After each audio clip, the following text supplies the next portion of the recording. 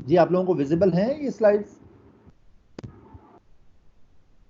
No sir. No sir, नहीं अभी नहीं, तक अच्छा डिस्प्ले नहीं हुआ। अच्छा एक सेकंड।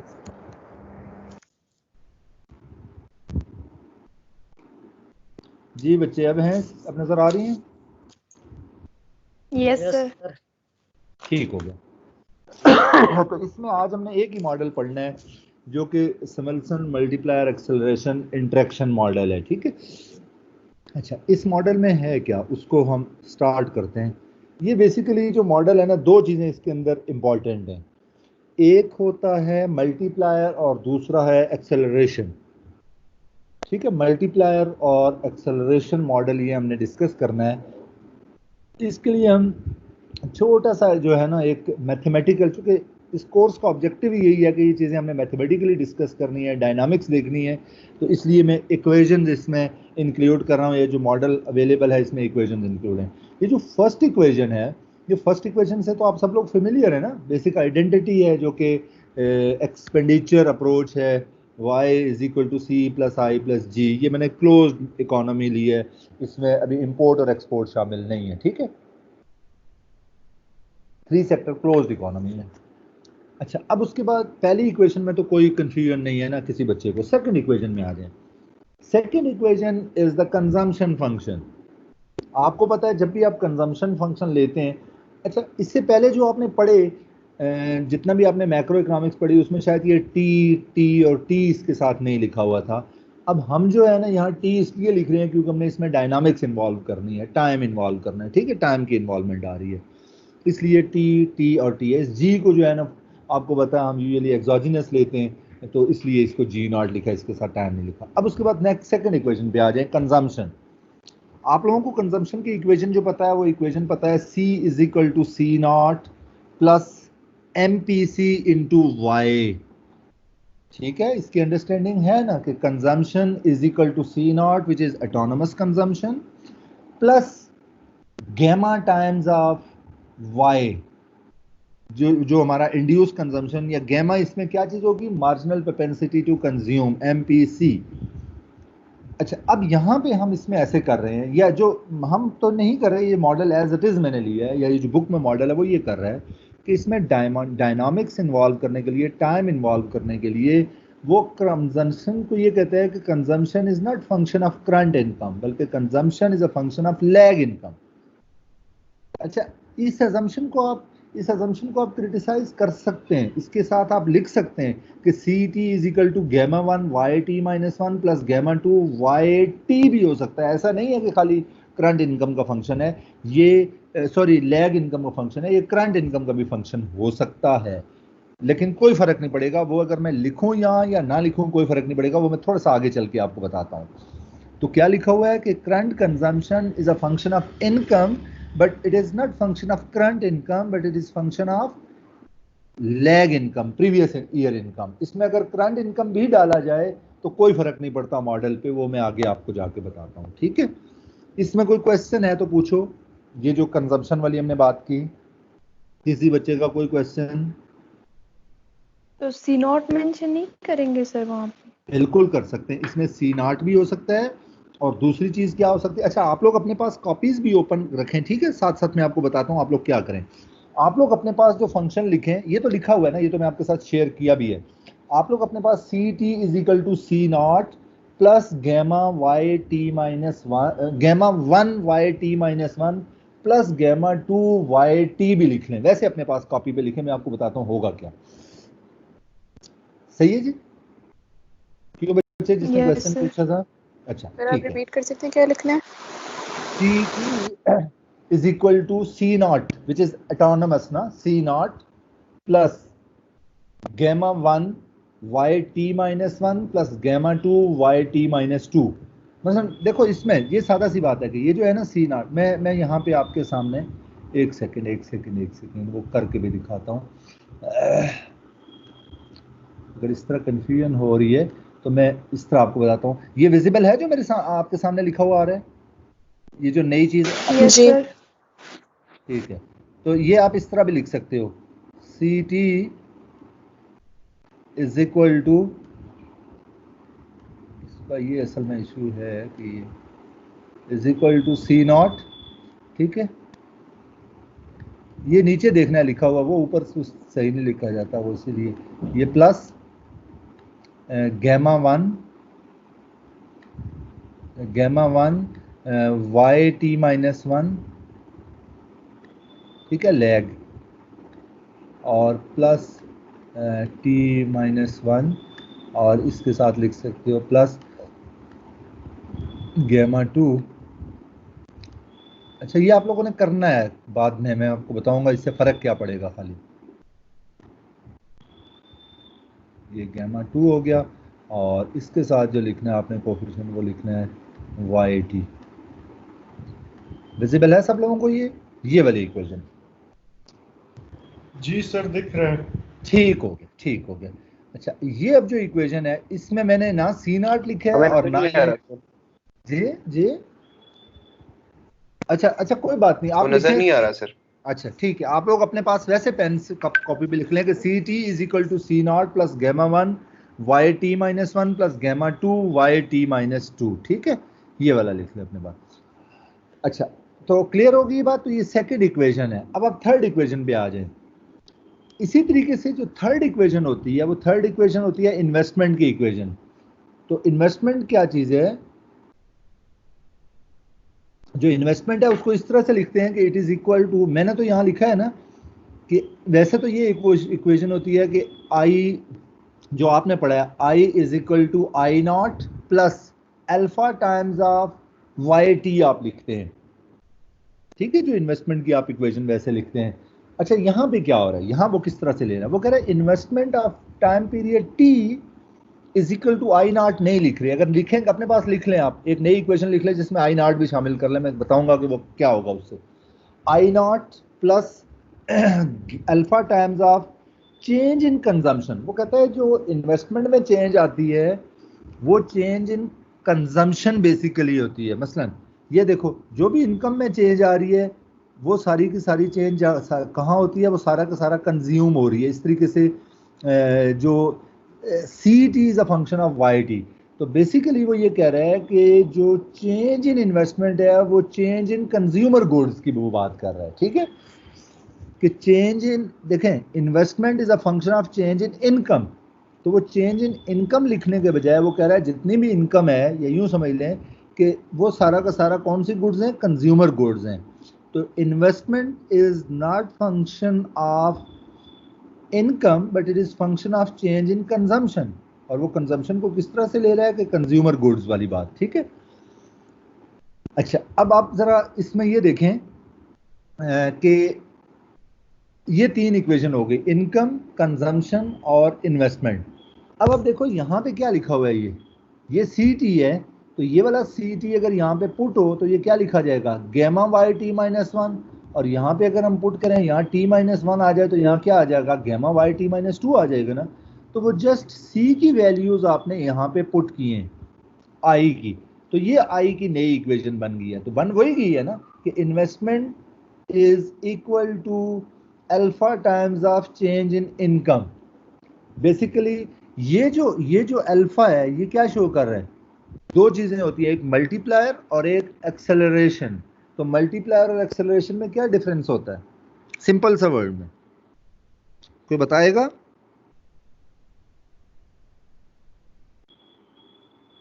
क्यों बच्चों, मल्टीप्लायर और एक्सेलरेशन क्या डेफिनेशन है? What is definition of multiplier?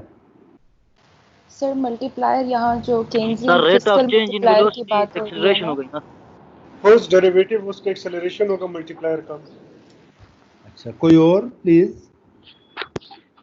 Acceleration में हम रेट ऑफ एक्सपेंडिचर की चेंज वजह देते हैं, से मल्टीप्लायर जस्ट उसको इंक्रीज कर देता है।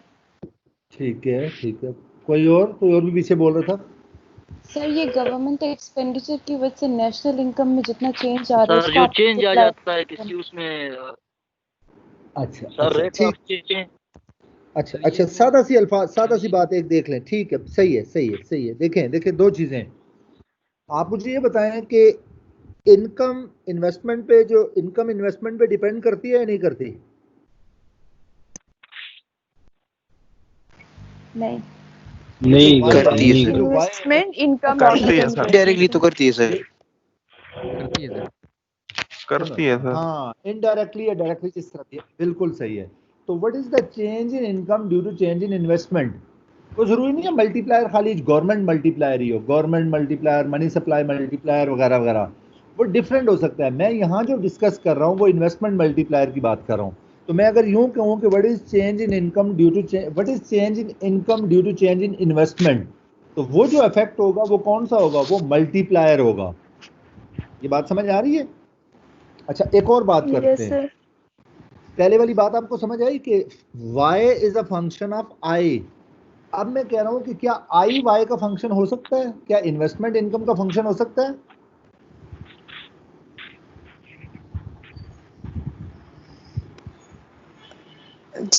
यस, एक तरह से कि बोलो भाई। जितनी आपके पास होंगी उतना जितनी आपके होगा पास सर, इनकम होगा ना, ये भी हो सकता है, ये भी पॉसिबिलिटी है। अब देखो फर्स्ट और सेकंड इक्वेशन में जरा डिफरेंस देखना।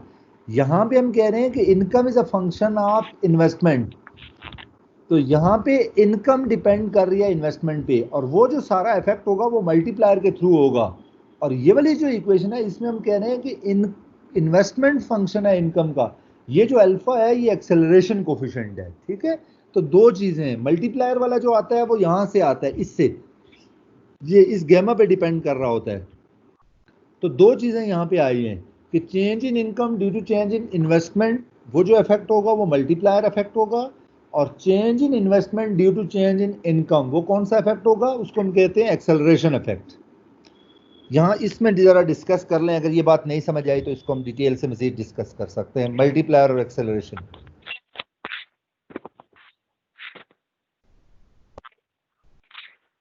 सर ये एक्सेलरेशन दोबारा समझा दे।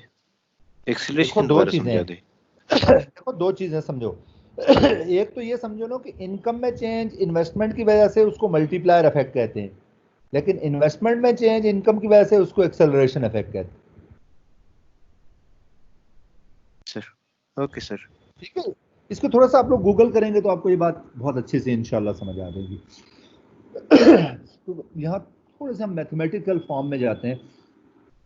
अच्छा सर, अब हमने क्या किया? स्टार्ट कर दे प्लीज। रिकॉर्डिंग हो रही है यार शायद।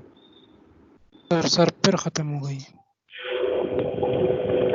हो रही है यार, अभी हो रही है। हो रही है सर, हो रही है सर। ठीक है। अच्छा अब देखो हमने क्या करना है। अब हमने ये करना है कि सी आई ये यहाँ सब्स्टिट्यूट करना है। यहाँ पे सी की वैल्यू पुट करो पहली इक्वेशन में, तो वो यही है ना, गैमा वाई टी माइनस 1, और आई की वैल्यू पुट करो तो आई की वैल्यू ये वाली सारी आ गई। ये जो हमने पूरा सॉल्व किया था वो हमने सब्स्टिट्यूट किया, और plus G naught as it is आ गया। ठीक है, ये सब्स्टिट्यूशन क्लियर हुई। सबसे पहले ये जो सब्स्टिट्यूट किया हमने वो क्या किया है, ये हमने सी टी की वैल्यू पुट की है, ये वाली सारी वैल्यू हमने आई टी की पुट किया, और ये आखिरी जो है वो हमने जी नॉट की वैल्यू पुट की, जी नॉट एज इट इज लिखा है। अच्छा अब इसको सिंप्लीफाई करें।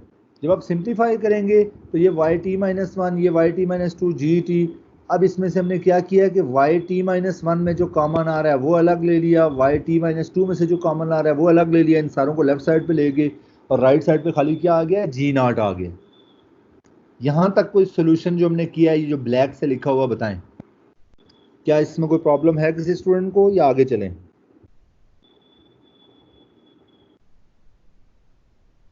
आगे चलते हैं सर। आगे ठीक चलें।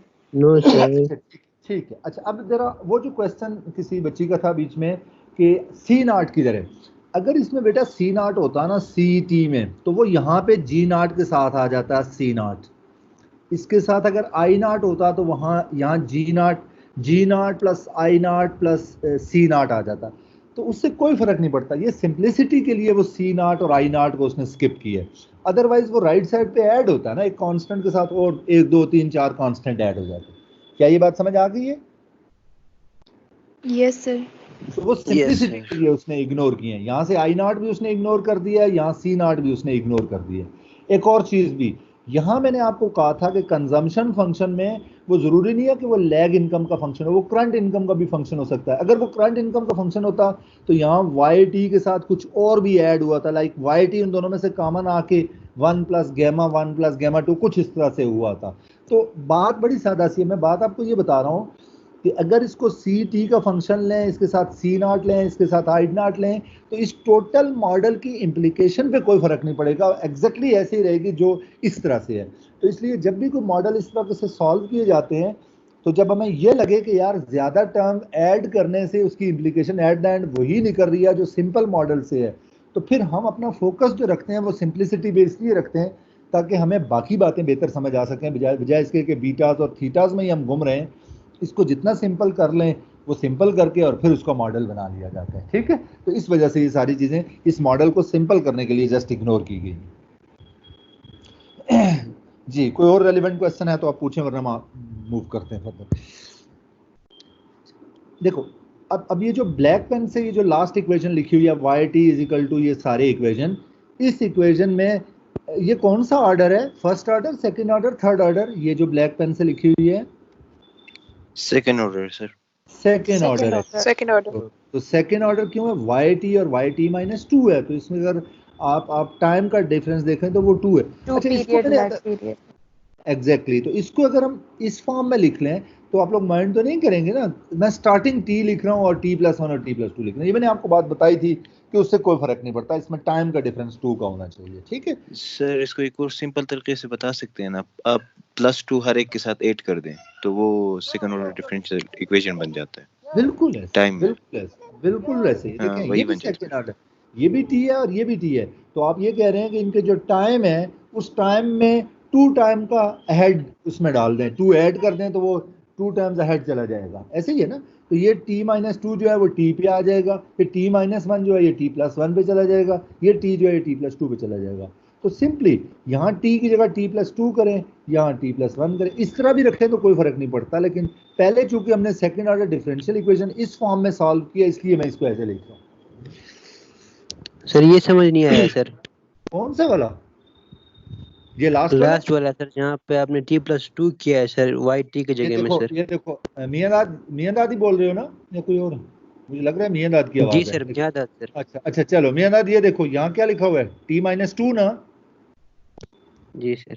अगर मैं इसको t बना दूं, ये t बना दूं, तो ये t+1 बन जाएगा, क्योंकि ये वाला टाइम इस t-2 से एक आगे है, ये उससे 2 आगे है। ये t-2 से 2 आगे है और ये t-1 से 1 आगे है। तो अगर मैं इसको t बनाता हूं तो ये t+1 बनेगा, ये t+2 बनेगा। अगर मैथमेटिकली देखने जाते हैं तो ये जो सबस्क्रिप्ट है ना, जिस तरह पहले किसी बच्चे ने बताया कि सबस्क्रिप्ट में 2 ऐड करते रहें, बस इस t-2 में भी 2 ऐड कर दें, इसमें भी 2 ऐड कर दें, इसमें भी 2 ऐड कर दें, तो ये नई इक्वेशन बनेगी। तो ये इक्वेशन और ये इक्वेशन एक जैसी। अच्छा, तो डिफरेंस इक्वेशन बनाने के लिए ये सब कर रहे हैं सर? यार बच्चे, पहले वाली भी डिफरेंस इक्वेशन ही है, ये भी डिफरेंस है। देखो t-2 और t, मैं पहले वाली टर्म को t बनाना चाह रहा हूँ ताकि इसको फिर इसको ट्रायल सोल्यूशन पुट कर लें। जस्ट इसकी जगह t लाना चाह रहा हूँ, जब यहाँ t आएगा तो ये t+1 बन जाएगा, t+2 बन जाएगा। तुम बड़ा सादा सा काम करो, जो सब्सक्रिप्ट है ना, जो सब्सक्रिप्ट है उसमें 2 ऐड करो, कोई फर्क नहीं पड़ता, वो इक्वेशन वही रहती है। Okay sir. ठीक है। अच्छा, अब ये हमारे पास आ गई है सेकेंड ऑर्डर डिफरेंस इक्वेशन। इस सेकेंड ऑर्डर डिफरेंस इक्वेशन को हमने सोल्यूशन की तरफ जाना है। तो पिछला आप लोगों ने काम किया, खैर आप तो वाइवा के लिए तैयारी की थी आप लोगों ने, तो वो सेकेंड ऑर्डर डिफरेंस इक्वेशन की आप लोगों ने जरूर तैयारी की होगी। तो देखो क्या ट्रायल सोल्यूशन होता है, let y t is equal to k। अगर मैं ये वाली लेके चलता, ये वाली इक्वेशन, तो y t-2 is equal to k लेता, तो वो देखने में कुछ थोड़ा सा अच्छा नहीं लग रहा था, तो मैं इसलिए पहले वाली टर्म को t ले लिया करता हूँ, अदरवाइज वो भी ठीक था। तो y t k है, y t+1 भी k है और y t+2 भी k है, ठीक है, जो हम ट्रायल सोल्यूशन लेते हैं। ये करने के बाद आप सारी चीजें जो है ना इसमें पुट करो, y t की जगह भी वैल्यू सब्स्टिट्यूट करो, t+1 की जगह भी, और y t+2 की जगह भी वैल्यू पुट करें। क्या वैल्यू पुट करनी है? k, और इस सारे को सिंप्लीफाई करें तो यहां से k की वैल्यू ये आ गई, ठीक है। आप लोगों ने मैक्रो 2 का कोर्स लिया है ना? मैक्रो के कितने कोर्सेज पढ़े हैं? थर्ड चल रहा है मैक्रो इकोनॉमिक एनालिसिस। अच्छा गुड, फिर तो आप लोगों के लिए इशू नहीं है। ये पता है क्या निकला है, यही वाली इक्वेशन जो थी ना c, अगर मैं सिंपल करूँ कि y is equal to c plus I plus G, c की वैल्यू पुट करूँ, i की वैल्यू पुट करूँ, g की वैल्यू पुट करूँ और y के लिए सॉल्व करूँ, तो आपको पता है यही सोल्यूशन आता है, y is equal to g nought और 1 माइनस गैमा, जो लॉन्ग रन सोल्यूशन है, ठीक है। अगर इसमें सी नॉट आई नॉट होता तो जस्ट यहाँ पे प्लस प्लस हुआ होता। तो ये जो हमारा इफेक्ट आ गया, ये कौन सा इफेक्ट है? इसको मल्टीप्लायर इफेक्ट कहते हैं। कैसे multiplier? Change in Y due to change in G. अगर इसमें आई नॉट भी होता, G naught plus I naught, तो change in Y due to change in I naught 1/1 minus gamma. तो ये जो इफेक्ट होता है, what is the change in Y due to change in G, change in Y due to change in I, ये सारे का सारा क्या कहलाता है? Multiplier effect. और ये मल्टीप्लायर किस चीज पे डिपेंड कर रहा है? ये आपको पता है एमपीसी पे डिपेंड कर रहा है। जी भाई। जी सर। सर मैं ये कह रहा हूँ कि ये Y T is equal to K और Y T plus 1 is equal to K और Y T plus 2 is equal to K, ये इनिशियल कंडीशंस है ना? ना ना ना ना ना, इनिशियल कंडीशन नहीं है यार, ये तो ट्रायल सोल्यूशन है ना, इसको सॉल्व करना है हमने। तो जिस तरह डिफरेंस इक्वेशन में पर्टिकुलर सोल्यूशन फाइंड किया, लॉन्ग रन सोल्यूशन हमारा होता है ना Y T is equal to constant. तो आपको पता है डिफरेंशियल इक्वेशन में इसका derivative zero, first derivative second derivative zero होता है, लेकिन डिफरेंस इक्वेशन में जीरो नहीं होता। ये टाइम पीरियड टी में के है तो टी प्लस 1 में भी के है, टी प्लस 2 में भी के है। अच्छा, पॉइंट समझ आ रहा है? ये जो लास्ट हमने डिफरेंस इक्वेशन नहीं की लास्ट क्लास में, ये वो है। जी सर, सही है सर। तो ये इनिशियल सोल्यूशन नहीं है, ये पर्टिकुलर सोल्यूशन है, ठीक है। तो ये सब्स्टिट्यूट करने के बाद हमारे पास ये वाई टी आ गए। जी किसी और स्टूडेंट को कोई क्वेश्चन? ये लॉन्ग रन सोल्यूशन आ गया है, और steady state solution, particular solution, equilibrium value, जो मर्जी इसके नाम दें। आप लोगों ने मैक्रो में जब यहाँ गेमा की वैल्यू को रिस्ट्रिक्ट कर लेंगे ना सर? यस यस, गेमा ये रिस्ट्रिक्ट है ना, ये देखो 18.13 में रिस्ट्रिक्टेड है, जहां हमने कंडीशन लिखी है ना कि गेमा is always between 0 and 1 which is MPC. तो रिस्ट्रिक्शन यहां से साथ लेके चलिए। क्लियर हो गया? ठीक है सर।